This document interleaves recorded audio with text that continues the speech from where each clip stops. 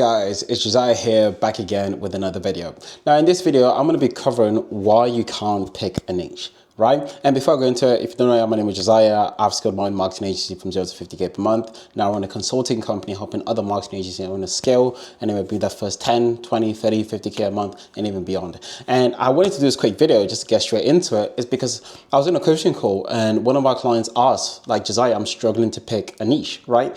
And this, if not, is one of the most important part of your whole acquisition process, right? Now, if you don't know what we do, we help clients implement an outbound system, right? Using LinkedIn, email, or even Facebook and Instagram, and picking a niche, if not, it's one of the most important parts. It's literally the foundation, the bedrock, right? And without it, it's like very hard to scale. It's very hard to find something that really works because we just kind of split in so many different directions, right? So she asked the question saying, hey, Jozy, I can't pick a niche at the moment, or I'm struggling to pick a niche, okay? Now, when I go about pick a niche, I just thought I should make this quick few points on describing to you what goes through my brain when picking a niche and how to know if a niche is actually worth me sticking to for the next 1 to 2 to 3 years, right? That's the main thing. So the first thing I look at is TAM. So if you don't know what TAM is, it's total addressable market. Now, when I look at total addressable market, a lot of people just look at, hey, how many people or how many businesses are there in this market as a whole, right? That's one way to look at it. But the way I like to look at it is a bit more deeper and goes a level further and to look at, hey, what outreach systems or strategies are we using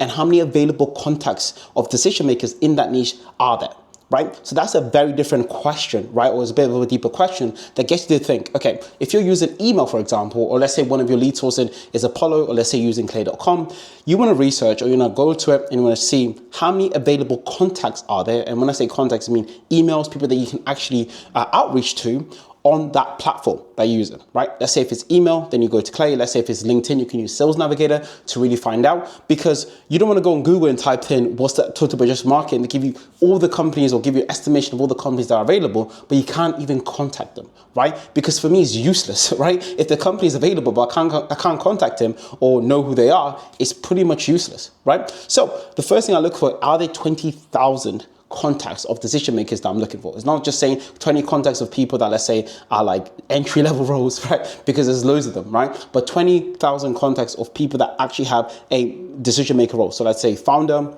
CEO, president, CMO, operation manager, people that can actually make a decision whether, or yes or no, whether they want to work with you or not. That's the very way to say it, but that's the main thing, right? Another thing I look for is, do they have money, right? And the best way I found in terms of really gauging if they have money or not, number one is if you're doing something like e-com, you can go to a lot of e-com database like My Lead, Fox, Still Leads, and basically find out in terms of the sub niches in e-com, like let's say beverages, how many of the companies are making more than 20,000. Now this is again a rough estimate using these databases because no one actually knows how much money is in someone's bank account or how much money the store is actually making up to date. But it's a rough estimate to really find out how much money they have before deciding to pick on that niche. Okay. Another thing as well for service-based business, what I like to do is go to Apollo or let's say Sales Navigator, and I try to increase the company headcount to around 10 to let's say 200, 500, right? And I'm going to see how many companies are available in that company headcount, right? Because getting employees are expensive. So it gives me a good, again, gauge, a good estimate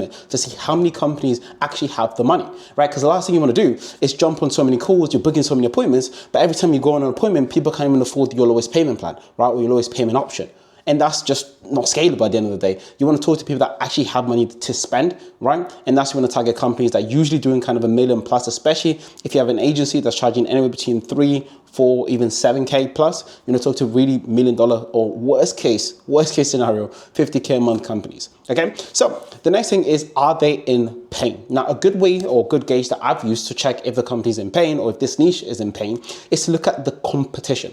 Now, pain is actually one of the biggest motivator for them to even jump on a call with you, right? And actually say, hey, is this actually a problem that they're struggling with? Okay. Now, all companies need to grow. Like, for example, all companies, usually their pain point is growing, usually worldwide, but some companies have it more than others, right? Let's say in construction businesses, usually they have a harder time getting employees than just getting projects at a certain level, right? So you really want to understand, are these niches, are these people in pain? Do they actually need marketing services to grow? Okay. Now, the best way to find that is you're looking at competitions, right? So if there's a lot of competitors, that's good. It means that's a sign of life. It means that people are making money in that niche. Okay. Even there's loads of competition means there's even better, right? Yes, it's harder for people to get on and harder for people to make money, but there's so much competition. There's so many people in pain that actually allows that competition to even be there in the first place. Okay. So a quick way to find out if there's competitions or not is, number one, just use Google, right? So what you want to do in Google is type in marketing agency owners, marketing agencies for niche, and then see what comes up. Now, if you're in the UK or in Europe, what you can do is use like VPNs to check in the US as well, if you're competing with US markets as well, to check how many people or how many agencies are basically competing for that niche, right? And if you look online, there's a lot of agencies doing that. That's a good sign, meaning that people are readily buying or people are advertising because they know they can get customers in that niche. Another way to do it as well, you can go on LinkedIn and type in "We Help Niche." Right? If you type in "We Help Niche" and the niche that you're targeting, you can find owners, founders, or companies that actually are focused and specialized in that niche, right? So I'll do that to actually think about, hey, are these people in pain? And once I have that interest, understanding that kind of trifecta effect that, hey, there's 20,000 people or 20,000 companies or decision makers that are readily available, as well as they have money, right? People that actually are making $1 million plus, because I know I can sell them a 3 to 5 to even 10K per month service. And also they're in pain. I've got competitors, right? People are already in the niche. And also competition is good because it kind of gives you a good foundation to work on, right? That's kind of a side note, but I just want to say competition is so good because I get all the time on like calls, oh, it's too competitive. But competition is good because if you're going into a market that there's not a lot of competition, but that there is a lot of competition, you can stand on people's shoulders, right? People that have already figured out somewhat of an offer, stand on their shoulders and just make it better. If there's no competition, then I'll be like, whoa, no one's ever sold this, right? So you're going into a new market, right? But when I get that 3 trifecta of TAM, have total addressable market, has money, has in pain, you're in a good enough position to just pull the trigger and start doing outreach on that market, right? And I put a few things down to just consider while doing this. Number one, if you do have experience in a niche, again, you have an upper edge, right? So imagine like the trifecta is the foundation, and this is just kind of like the upper points, right? The +1, the +2 points. If you have experience in a niche, this is so crucial because A, you're gonna able to speak that language, right? And let's say if it's like a tech person, you gotta speak a lot of tech terms. If it's cybersecurity, you like to be a lot of cybersecurity. If it's like sports, you have to speak about sports, right? A few things can make a difference in terms of like just engaging with the niche, understanding their pain points, understanding their world, right? To better craft your offer, okay? Now, another thing as well is if the niche, do you like the niche? That's the one thing. Do you actually like the niche? Because the thing is about the niche that you pick, you may be with them for a year, 2 years, 3 years, 4 years, depending on how long you want to be in business. But if you don't like the niche, every time you wake up, you hear their questions in Slack, or perhaps you go in a client meeting, you may be annoyed, right? You may be bored out of your brain.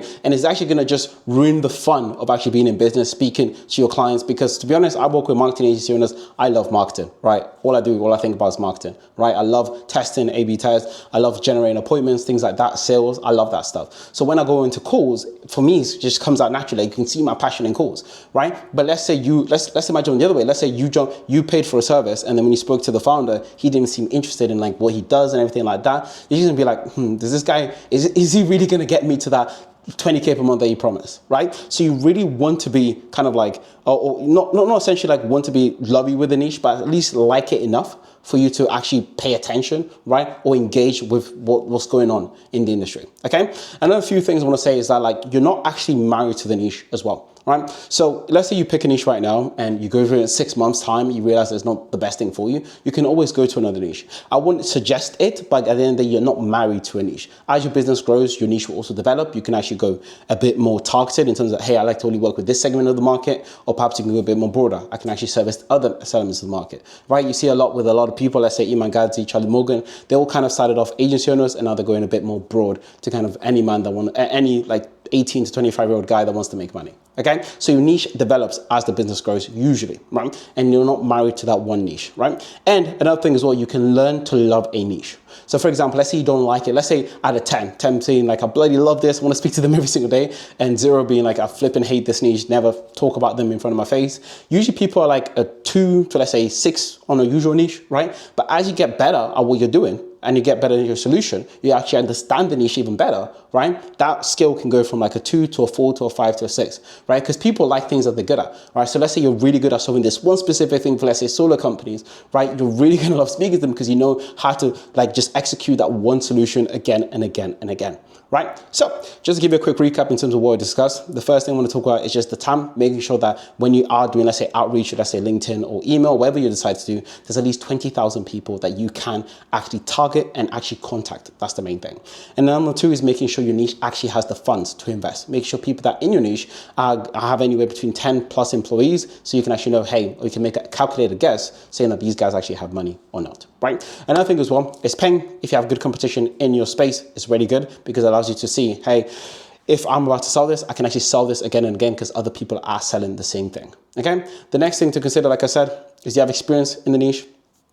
If you do, it gives you a one-up versus all the competitors. If you don't, you can still work with them, but you just don't have that competitive advantage. And also you can learn to love a niche as well. Another thing as well, you're not married to the niche. So as your business grows, your niche will also develop at the same time. Okay, so that's pretty much it. If you like these videos, just like, subscribe, making more of them. If you need help scaling your agency, anything like that, the link is below for us to chat. But aside from that, have a nice rest of the day and I'll catch you on the next one. Bye.